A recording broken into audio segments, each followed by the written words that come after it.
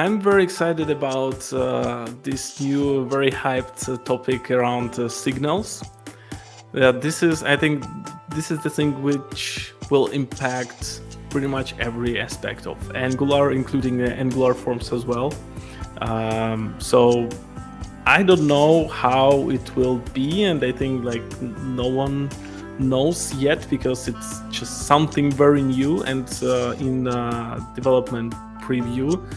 So I don't know how exactly it will be, but I'm very excited and excited to see how it will can improve and make things better, not only in Angular forms but in framework in general.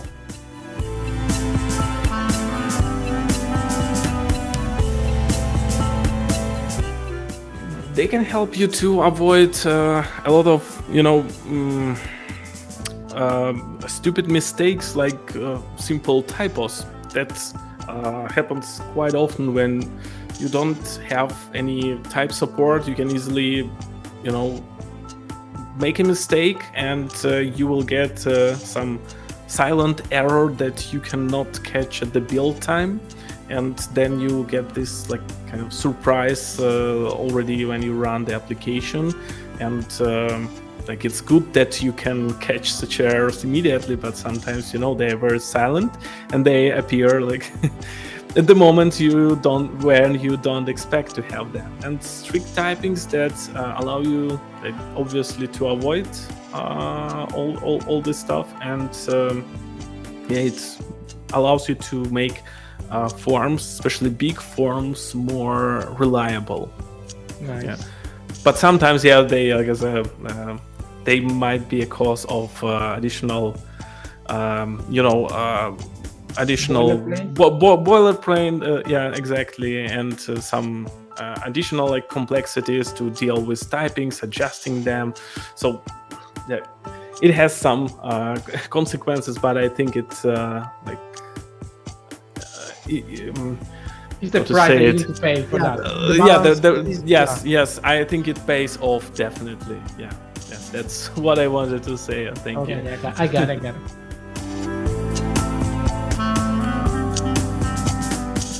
Future of Angular, I see very bright. Yeah, I mean, as I said, as I mentioned already about signals, that this is something that I think will have big impact and positive impact on the future of the framework. In general, I'm pretty excited the way how framework moves towards reducing the complexity, and I actually like it. I like it as the guy who teaches the newcomers to framework. It definitely like simplifies the work for me, because like it is easier. Like if you take signals, it is easier to learn compared to RxJS. Learn RxJS, it requires a lot of time to grasp this topic. I remember myself, I couldn't understand immediately what it required for me some shifting in the way how I'm thinking about the stuff, how the data flows, and so on. So signals, it looks like they simplify this learning curve a lot. Optional ng models, again, same thing.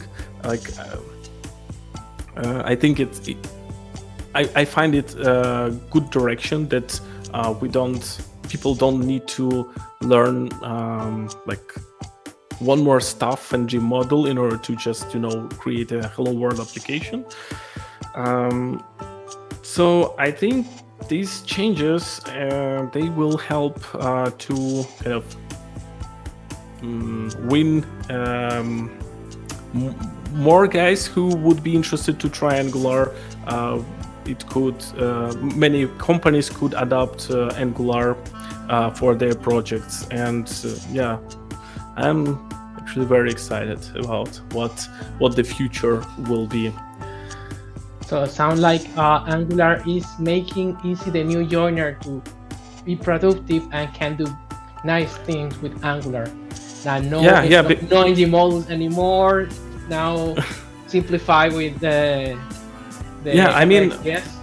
what I like that the learning curve becomes not so steep, because it was one of the biggest problems, I think, in Angular for newcomers who starts to learn, because you immediately have to learn like RxJS, what is model, and so on and so on. Now it's easier, but those things, they don't go away. They like you. What I like is that you include this complexity when you need it. Yeah, it doesn't require to do this immediately, but you do that when you actually need it.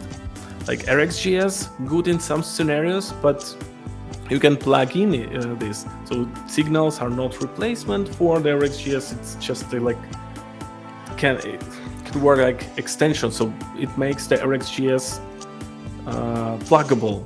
You can include it when you need. If you don't need, don't use it. Same with ng models. I think it's pretty much the same story.